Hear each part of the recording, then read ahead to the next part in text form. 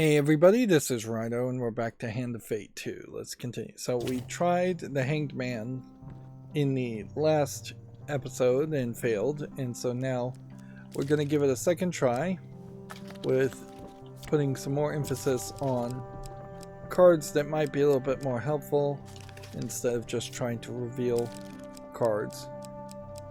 This mission is almost exclusively around the idea of fighting Northerners, but we have now this new crossbow gun, so things can be very different here. There's many levels in this mission, making it very different, but very few locations on each level, and it has a slight everywhere, does it not? Creeping slowly into the choices we make. Even the friends you hold near and dear are touched by their compromises. It has that slight feel of a Mario Party game, once again, where you have enemies encroaching on you. And I guess that probably doesn't happen too much in Mario Party, but it doesn't feel like you're doing a Dungeons and Dragons type experience where you're actually traveling from point A to point B. More you're just kind of going in circles. We're going to leave immediately here and skip to dialogue. So every move, these 4 enemy Northerner horde tokens are going to run towards you. And let's see. It's a peaceful village here and a peaceful village there. So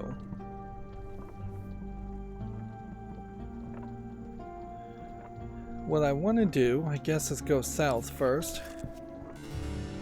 And we've learned to just warn the villagers as quickly as possible and hope that we can win these dice rolls.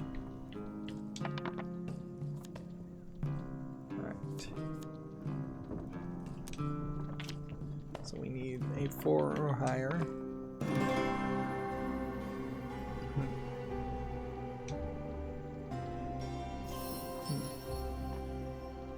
So we saved 1 village. We're supposed to save 10 villages, which means there would be 5 encounters like this. I wouldn't be surprised if this just goes on forever. Here is your reward, at least in potential.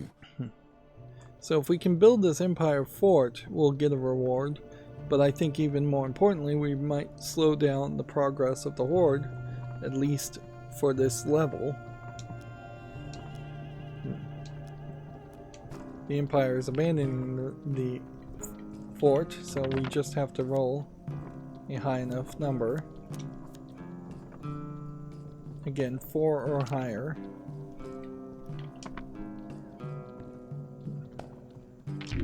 And we have Colborne that assist us this time to add an extra dice as our accomplice. The entire fort is deserted, but you happen upon a discarded boot with a few coins in it.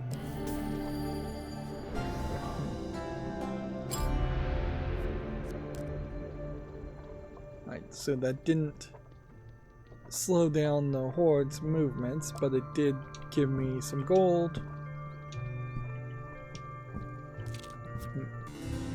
Your supplies are running low. Make your choices carefully. So we're going to help the alchemist here, and we don't want red, we want, well, we don't know, what blue would just be fame, so we kind of want yellow.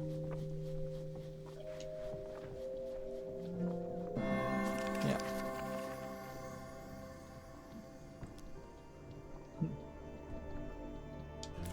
And I'm just going to kind of skip over the dialogue here. Let's see what happens if we actually get blue in the last one. He said make it pure, but yeah.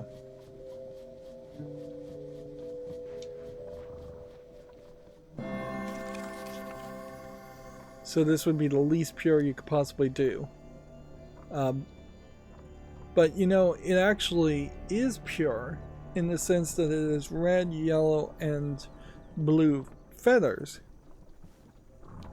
As you sprinkle blue feathers in the flask, the liquid instantly loses its orange and turns into a dull brown. The elixir bubbles and froths before exploding with an earth-shattering bang, sending fragments of glass and brown goo around the room. The dealer draws you one curse card, the dealer draws you one curse card, and the dealer draws you one life pain card. So, yeah, it is pure by color that they want you to mix things here, and it may even be pure by items too. So, this might be an almost impossible card to succeed on. We're gonna lose 1 gold every time we starve. Lose 1 fame each time we use a companion ability in combat. Interesting. What have I done? The alchemist cries as he sinks into the floor, head in hands. Oh, my laboratory is ruined. You decide to leave before the alchemist asks you to help clean up. So that clearly wasn't the move.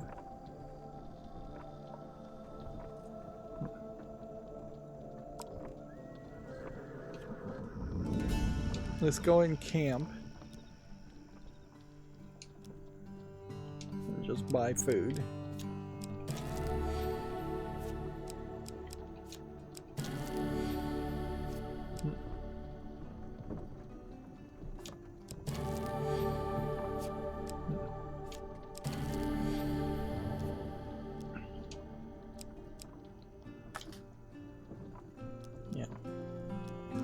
We should look at the equipment that would have been available to us.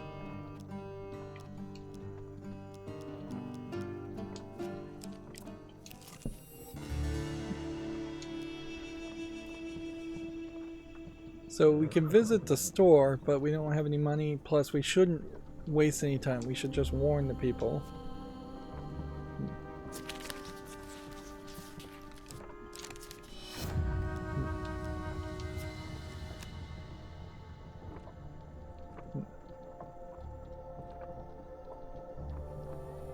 We have one more attempt here. We can walk without having the horde move, and then we can jump back here and try and warn the townsfolk again. Yeah. And that seemed like that moved a lot slower, and I got lucky to actually be able to track the top card as a success card.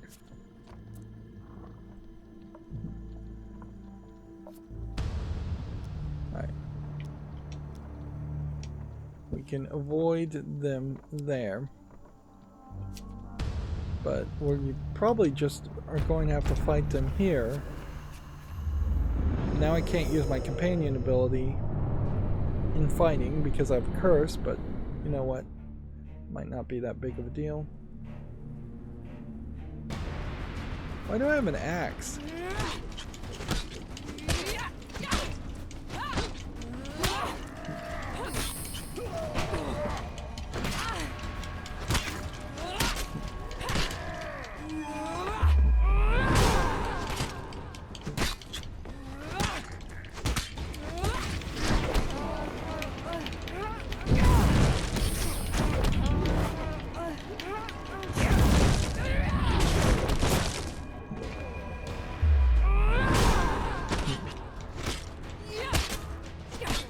These trappers, they visually don't look different enough compared to the other northerners. Feels like they should be in like big antler helmets or something like that. So once again, fighting here, taking a lot of health out of you. There is a reason this cart travels the long way around. I would rather not trust my life to such pathways. Seeing that bridge was just pointless.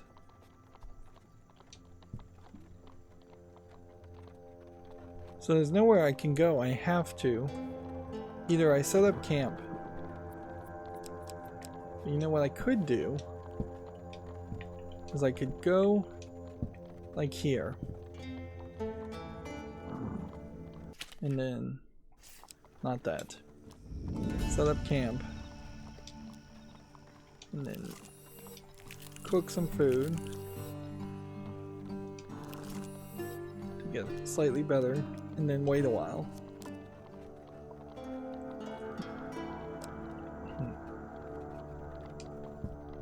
And then you could set up camp again.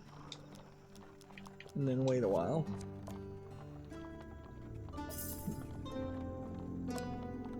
And then that lets me now avoid fighting to just move to the next level.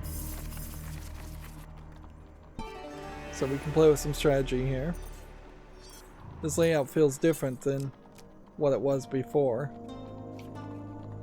So there seems to be a selection of random layouts of cards, but not too many cards.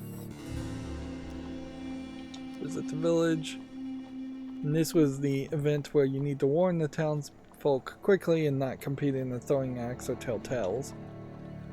You enter the small tavern and address the patrons, giving a vivid description of fate they will face at the hands of the approaching northern warriors. As the farmers turn to each other in panic, a huge brawny man walks to you. I am Phoenix, I run this town, he says. We haven't seen northerners around these parts for months. I say you're a liar, and we're not about to abandon our homes on your say-so. Some farmers look unsure, but soon speak up to contradict Phoenix. If you have no intention of ordering a drink, then you should leave. Well, let's order a drink. Phoenix joins you at the bar and, taking note of your drink, orders one for himself. Sip for sip, he makes sure to keep pace with your drinking. So we are having a drinking competition, basically. And I failed, even with a few cards on slow. You stumble out of the tavern. Phoenix watches you suspiciously as you wander around for a while, trying to remember the path that brought you here. After 3 laps of the village well, you manage to direct your feet back to the right path and you leave without further incident. Okay, that did not work out well. You're fortunate indeed to find an enchanter plying their trade in these days of the Inquisition. So this time we'll do a food enchantment on our leather armor. That switches our leather armor, adventurer's garb, to pious robes. So we won't starve now. I imagine we just need to do every single kind of upgrade possible. Now would be a good time to buy some food. Let's see if we can sell any equipment. No. Think about purchasing food here. How do you use the crossbow as an artifact? I guess you do that way.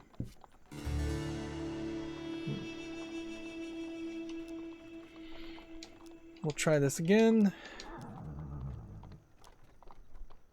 We, I guess, could attack Phoenix. See how that goes. Put that troll slicer away, mercenary, Phoenix says, waving your weapon. If you want to challenge my word, then have a more civilized method. Phoenix looks in, leads you and the other townsfolk outside to a tree with a wooden target nailed to it. He hands you a small wooden axe. If your aim is true, then you speak the truth, Phoenix explains. It hits, before throwing his own axe, it hits the target, just missing the red painted center. Okay. Whoops.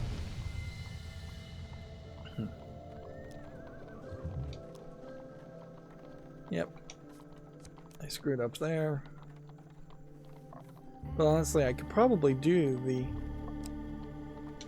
axe throwing mission more. Visit the village, warn the townsfolk.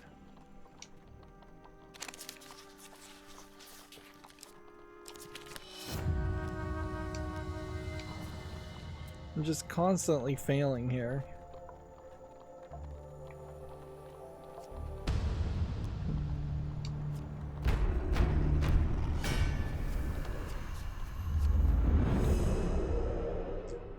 Yeah. This just feels like a mission that is missing something. Okay.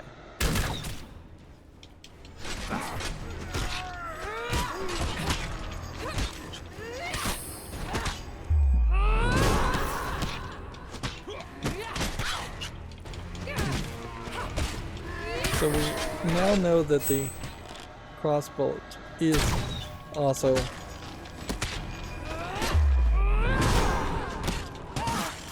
something that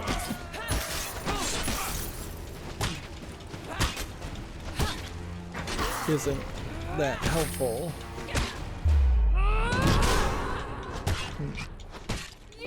These guys just seem really tough.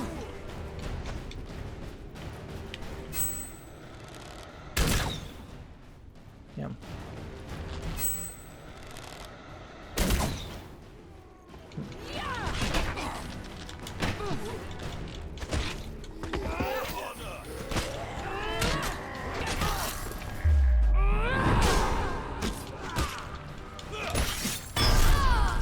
And there we've lost again.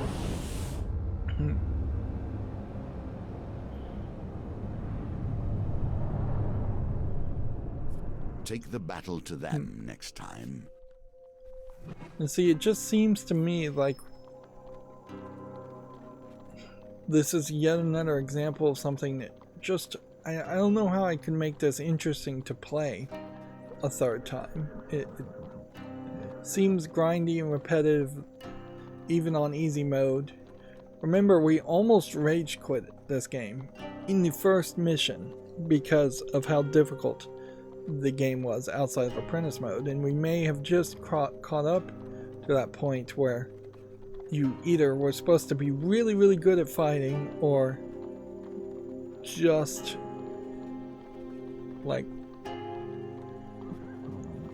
really lucky. In particular, it seems like you need to be really, really lucky around the precisions and the card draws and all of that, and I just haven't improved on that at all, because that does feel very luck based for the most part. There's maybe some skill sometimes when it moves slowly on some of them. For exploring the abandoned fort, we have the Gambler's Hood as an item. Alright. So what I think we can do here is I'm going to give this a third try. But what I'm going to do is I'm going to avoid fights completely. So if there is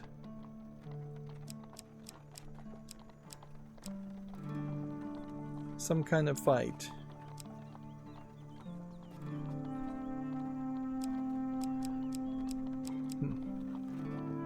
that is just going, I'm going to try and avoid the horde.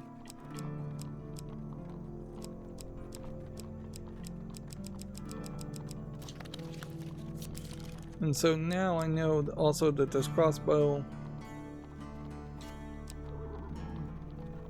I would have to use this a lot of times. I guess we will just stick with that.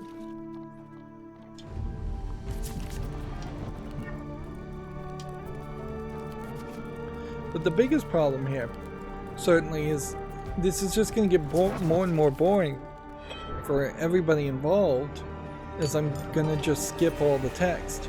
On one side we have the Empire. On the other, the northern raids have become ever more aggressive. In the middle of those who are truly hurt by all of this.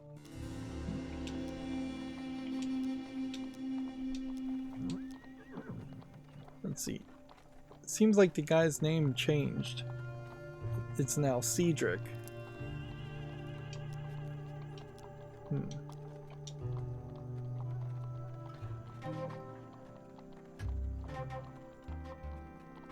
This actually should be very easy to land.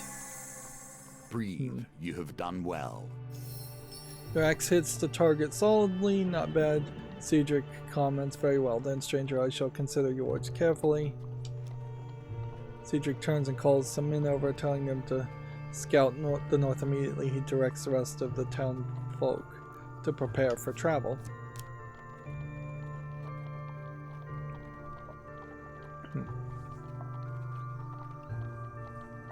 Yeah. So it seems like you have to get lucky in the card placement, and you have to get lucky in these gambles. And then probably you just need to move.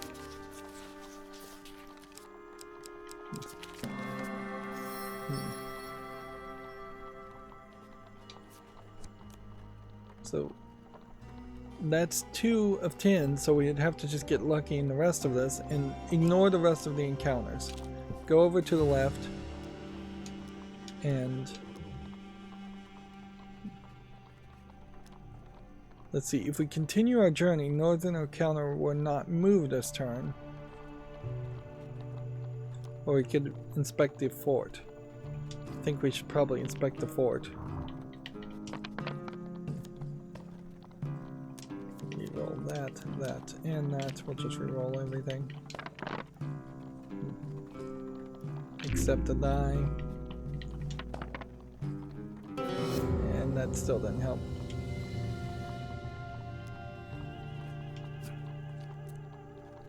So that does move them, but it kind of doesn't matter because they reset. So unless the 2 spots down here aren't the escape to level, and the escape to level is up here, it should be fine.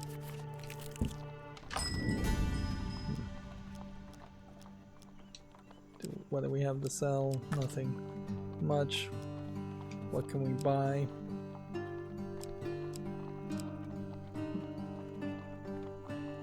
Elusive ring probably isn't a terrible thought to buy. You have to wonder who it was who first found themselves in these circumstances, getting stuck so often they needed magic to assist them.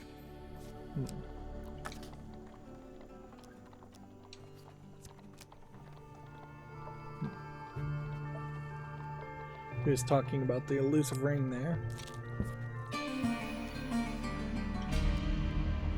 Alright.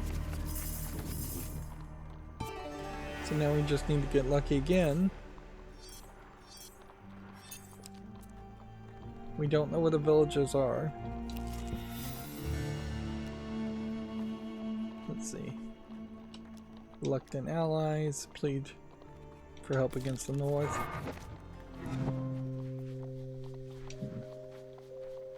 Fail. See, the wheel changes every time there's a different speed on it or a different number of cards, so you just never hone a subconscious skill. We have no interest in the wars of men, the elf replies as the band vanishes into the forest. A few hours later, travel, you emerge from the other side of the forest, having seen no further sign of elves or their kingdom. Whereas, like, it definitely feels like the better way to handle the wheel would have been to always have the same number of cards and the same number of speed without some kind of modifier changing that. So I chose not to inspect the fort that time.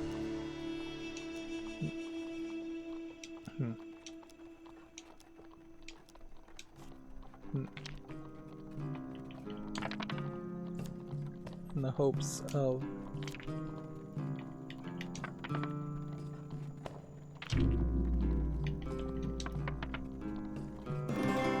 like avoiding fights.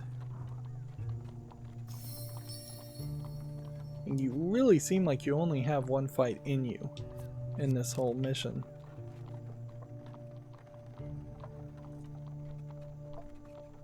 And it definitely feels like if you ignore all the text and you just play this very fast, you're going to have a very different experience than what you would normally have.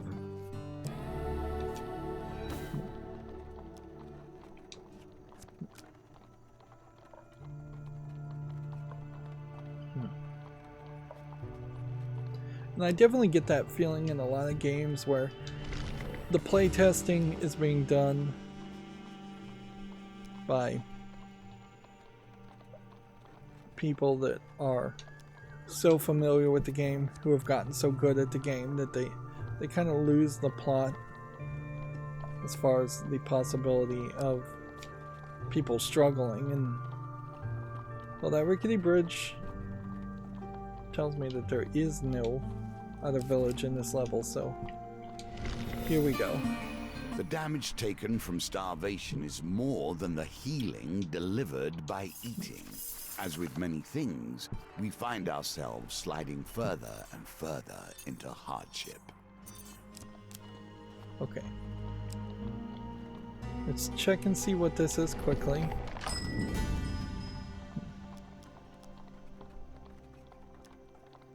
We can't buy food.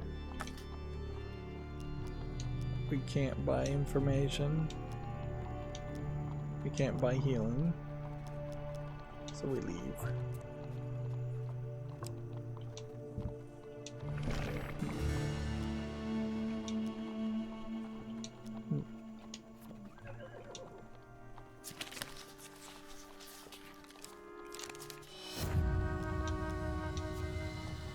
Right.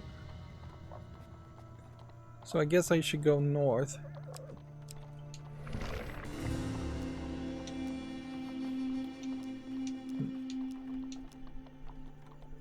Yeah, it is a different name each time we have a peaceful village here.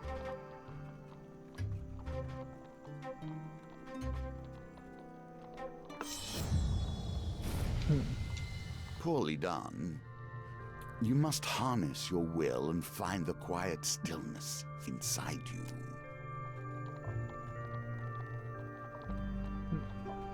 So I suspect there's probably only 2 villages here, so we'll just go back and do this again.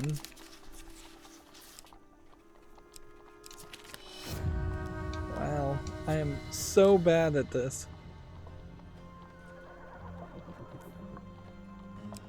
But yeah, I'm like bad at dice rolls, I'm bad at all of these.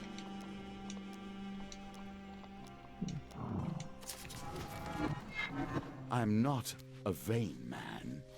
You must appreciate that this game, has been my focus for more years than I can You said count. that one I have a line certain of pride regarding its twists and dialogue multiple times.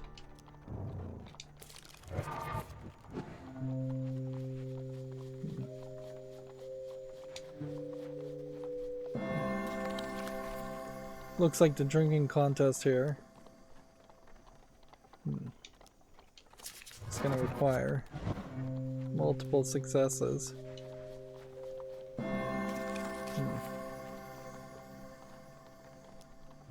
That should help. How many times are we going to have to drink this guy under the table?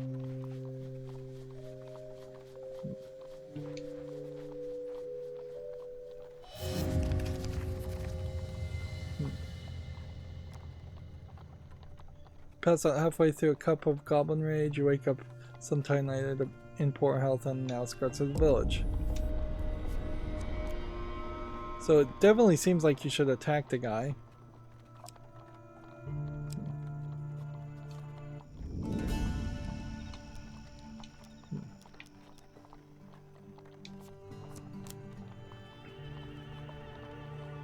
We'll just wait a while and let the horde attack. And then we'll fight the horde to try and save this village. And then we're just moving forward. Now if there was another village somewhere on some of the face down cards, I just have no idea about that. You can see how the targeting is particularly useless.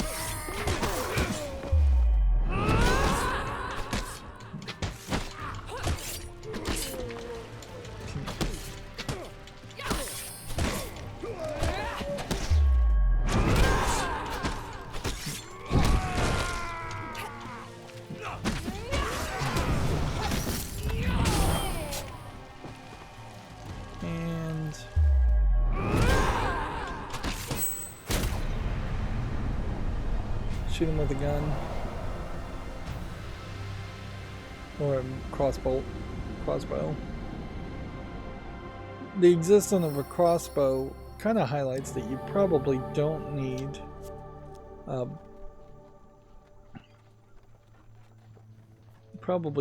guns in this game.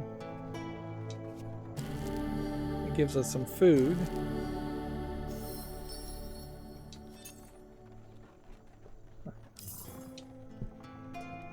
So the move here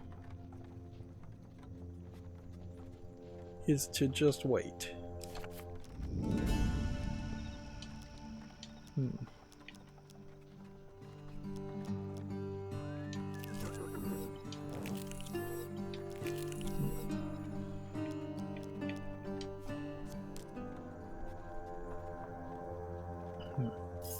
So he's devastated that face down card.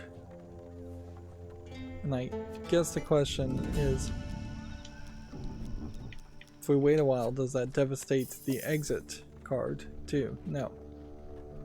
So we can just exit the area. One village was lost. You approach the Chortos wall, a ramshackle line of old stone marking the old northern border of the empire in times gone by. There are a few defensible structures between here and the walls of the capital. You travel along into the night and set out again while with the dawn to keep ahead of the approaching army. Yeah. But again, that feels like there's potentially 3 more levels like this where you just do the same thing over and over again.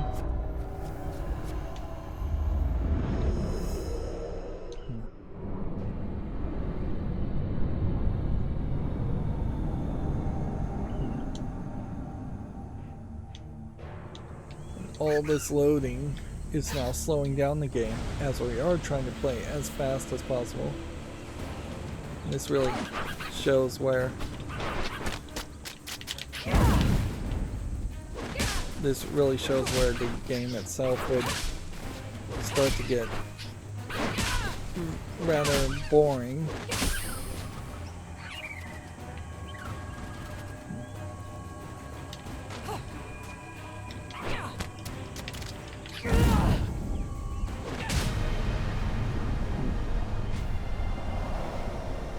So even if you were really good at the levels and you were trying to speed run through them, the load here slows everything down.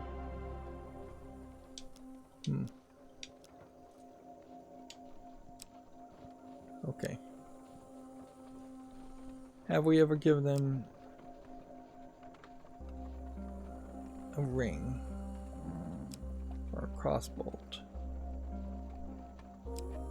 Let's give them the ring.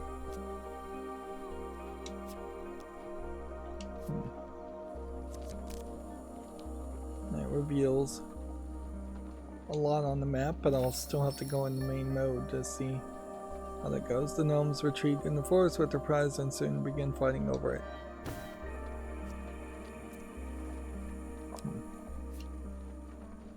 I feel like I probably should give them like a bomb or something. Alright, so we know where one peaceful village is, and that saves us some time. There's a chance that there's another peaceful village in that same spot.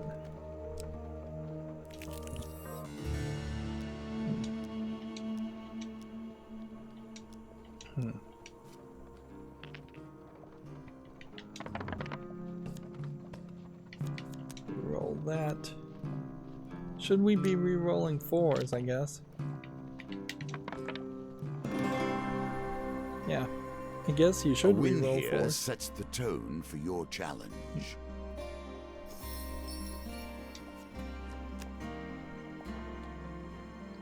Okay. So I'm just assuming that there aren't 3 villages ever.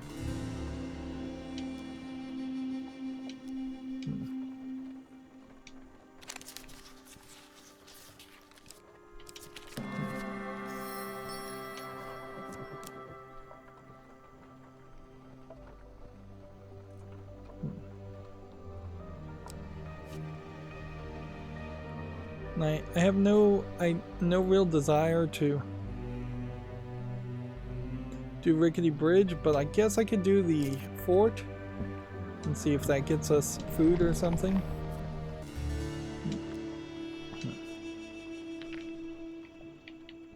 And then we'll just leave this area. And the hope is that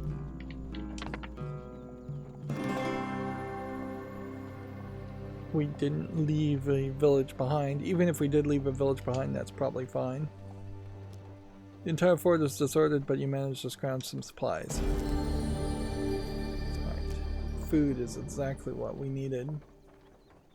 That'll help me regain health for the next time we end up fighting. So we have 6 of 10 villages saved. 1 village lost. Limit 5. We didn't lose any more villages there.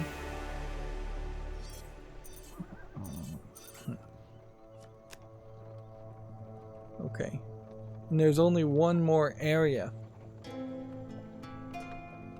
So it seems like you probably can't lose any villages at all.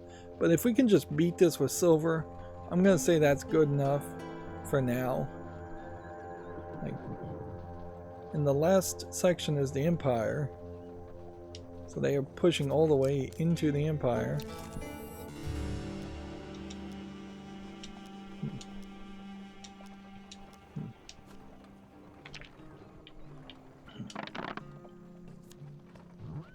Okay.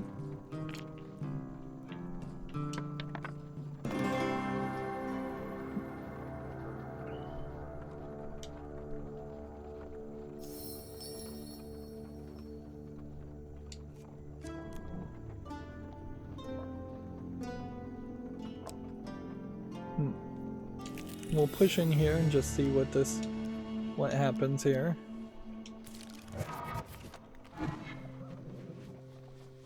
And we'll fail. Alright. So we're assuming that that is not a village that just got attacked.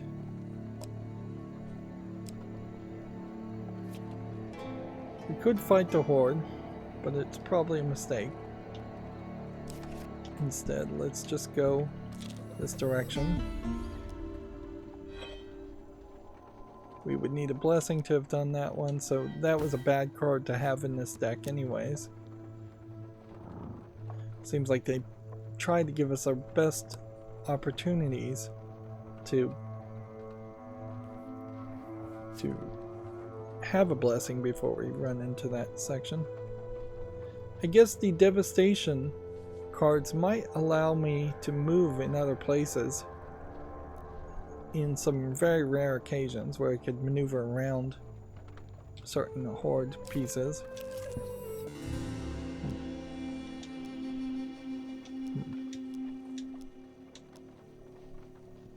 So, yeah.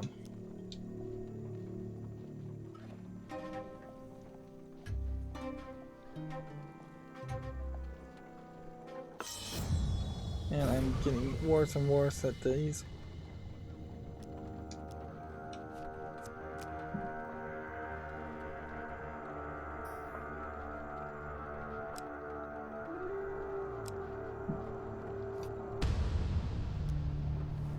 I think I'm gonna...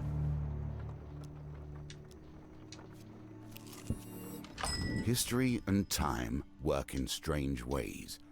I'll forgive you visiting such an amateur. Until now, you had no idea what true power was.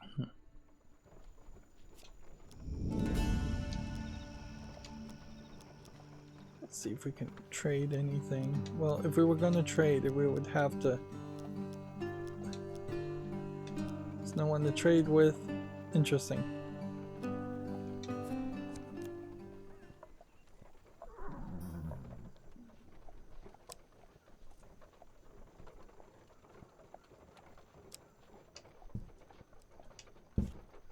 If you've ever wondered why the mages organized in my day, Half-talented frauds like this one gives you a good idea.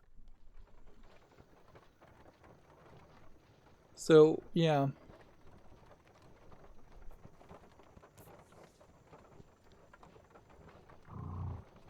It's funny, there's something here that says Providence border. Can we go back to Providence? And then there's something here that says the capital.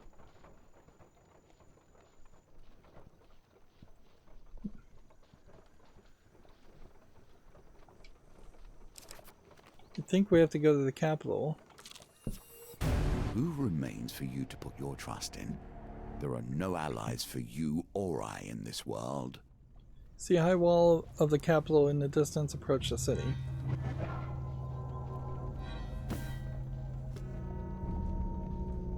So that's the best I could do. At some point, 3 villages were lost. I don't know where those 3 villages were. You reach the walls of the capital ahead of the northern invaders, only to find a mass of people stranded outside the city. For not saving all the villages, you have failed to win the gold token. After spending hours pushing through the gates to make yourself known to the guards, eventually Captain Alphys arrives with a company of soldiers to escort you into the city. You're taken up onto the battlements where General Trinus stands overlooking the mass of refugees at the base of the wall, and streaming from the forest behind them, the northern horde. Feels like if they're going to name all these characters and reuse the names and not just have them be random people, it feels like there should be a card that shows their image, or a 3D model even. But then that would also, if they made a 3D model, encourage them to do more voice acting, which honestly would be a great idea. It definitely feels like, with all this dialogue, if you just had a text-to-speech software built into it, and this is something that could have been done when this game came out. It wouldn't have been great, but particularly nowadays you can have much better text-to-speech software that sounds very natural. But yeah, if you're not going to hire a voice actor, to have this much dialogue and this much reading just seems like too much. Although this may just be one of those games that is for people who enjoy reading quite a bit.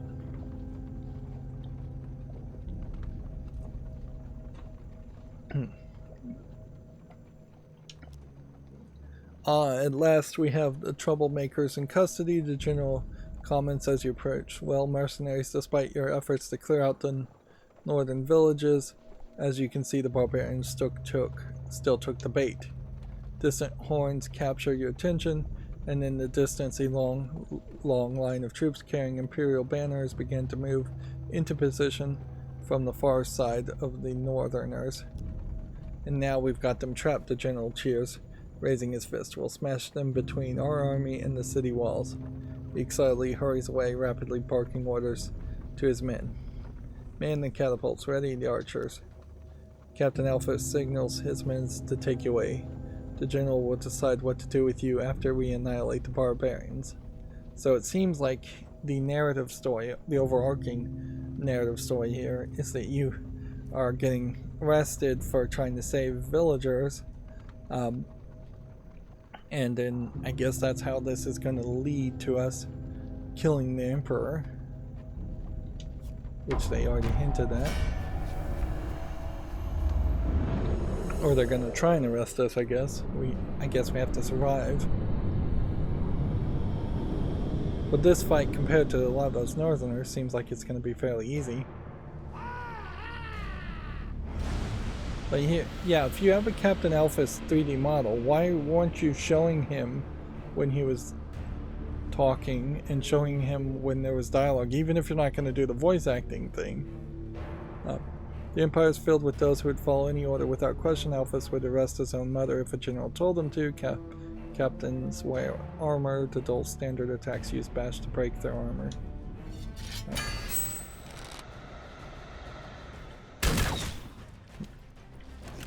They kill their own, and they expect us to stand aside. Never!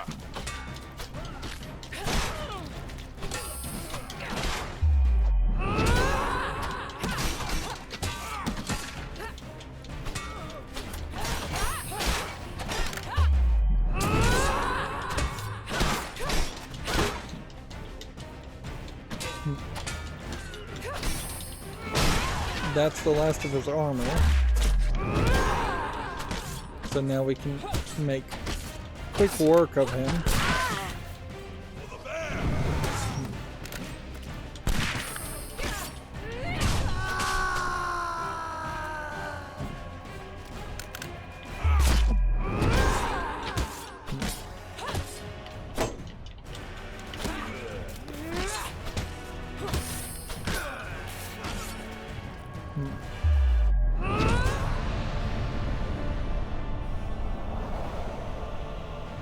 So yeah, much smaller group of enemies and not anywhere as difficult, although there was a lot of armor bashing going on there. You find yourself momentarily free from the Imperial attention as the battle with the Northerners escalates, so you and Colburn discreetly slink down to the streets and lose yourself among the crowds. The clash with the Northerners continues for a day and a night, but finally the city gates are opened and dawn's light reveals the barbarian horde is no more. So we get the silver reward, and that's it for the Hanged Man. They as will far as I'm laud you concerned. as a great defender if they mention you at all. The histories of ones like us are often obscured. For defying the fury of the Northerners, we've unlocked Wandering Tracker, an Empire Fort, the Far North Brimstone card, and Inn by the Sea. We also have unlocked a Holy Mace, Pillager's Pride, and Champion's Plate Mail.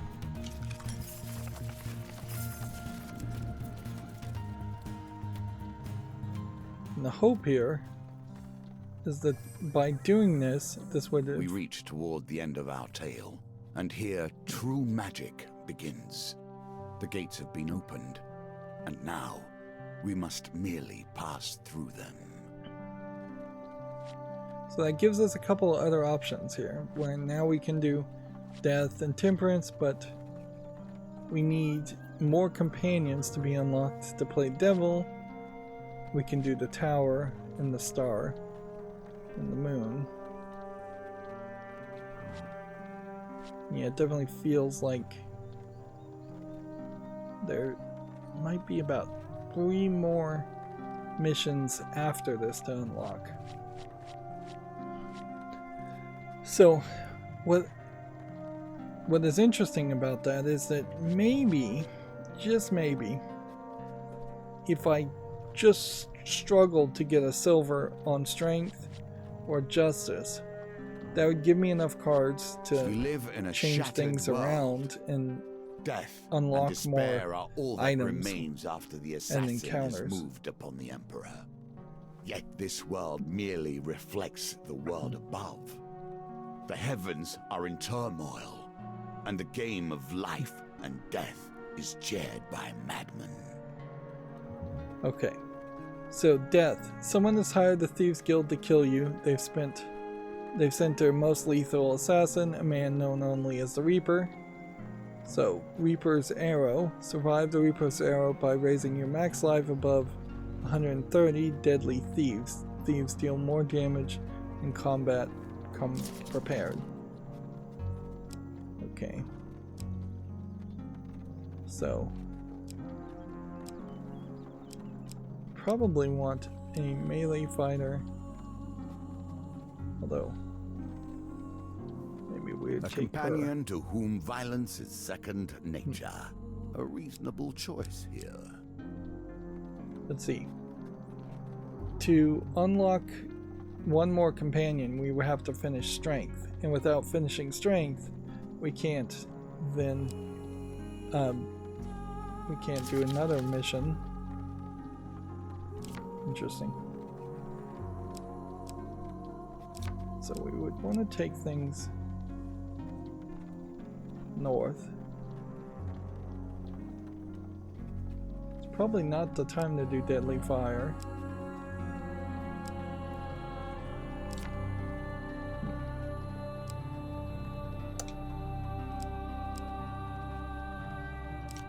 Alright.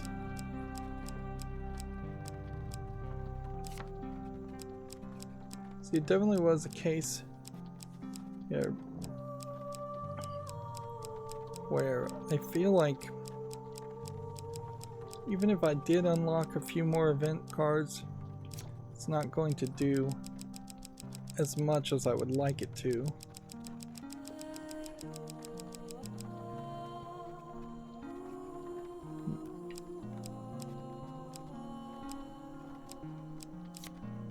Okay. This would be gain max life. And if we're looking for things that would just be gain max life,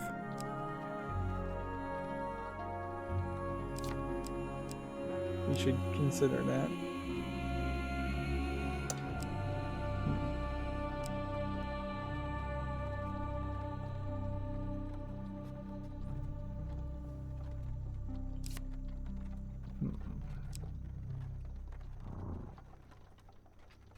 Replay an encounter.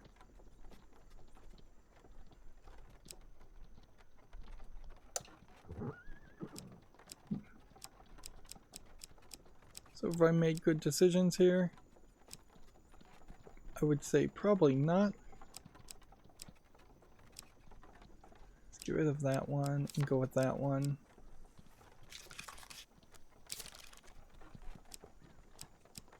We have a holy mace that's new. Do we have anything else that's new? Pillager's Pride is new. That's new. That's new.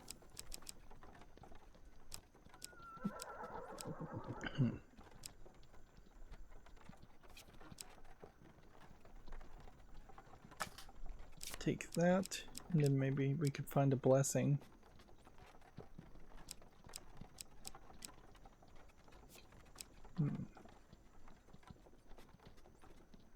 Optionally nudge the results of the wheel gambits. Ooh, I probably should try and play that in any experience that has a lot of wheel things.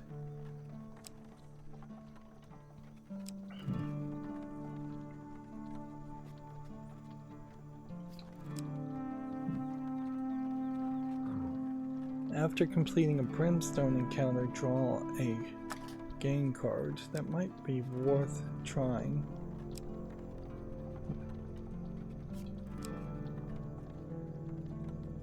Wheel gambits.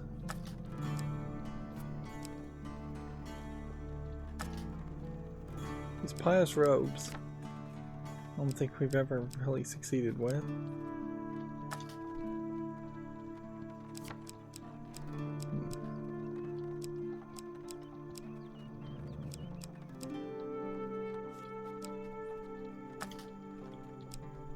Not really getting anywhere with the shield even.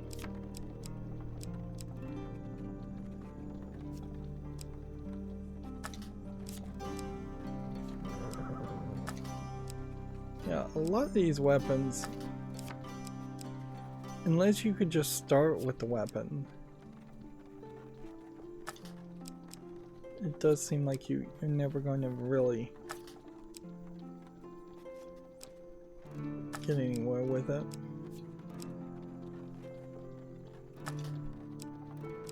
Well, we were going to be fighting thieves, so if we're going to be fighting thieves, we don't really need northerners, do we?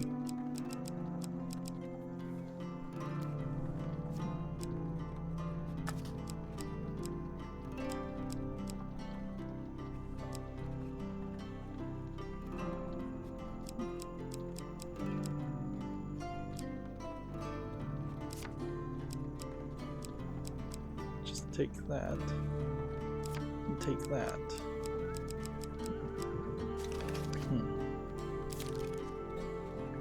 And then 5 max life. Seems like that's probably the right move. Take that to fight thieves.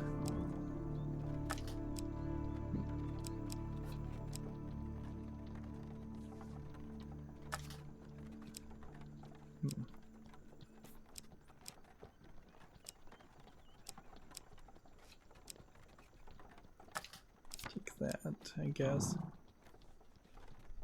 Okay. So yeah, that sets us up, I think, as good as we can go to start here. Again, I make just a couple of these episodes in a row, and nowadays it is just getting more and more exhausting. A big part of that certainly is the lack of just consistent success. But even when I was winning consistently, each mission is taking a little bit too long. And it is in this weird position where each mission is kind of unique, but not quite unique enough. It is almost a miracle that any game is designed so that it has a good flow to it, where you can play 60 hours of gameplay and it feels like it really was just 2 hours of an experience, where you never want to put the controller down, you never want to take a break. But it does happen in most good games, and this game, Hand of Fate 2, feels like it's not achieving that. It's probably all the little failures. Every little failure on a card, every little speed bump of the narrator talking, every little speed bump of a bunch of dialogue that you have to read. Everything just slowing the whole process down. When even if you try to speed run the game and play as fast as possible, it's still a 45-minute experience to do half of a mission now, when ideally I think these missions probably should be closer to 40 minutes at max. Anyways, that's going to be it for this recording. As always, I ask you to like, share, subscribe, comment, and keep on watching. Thanks.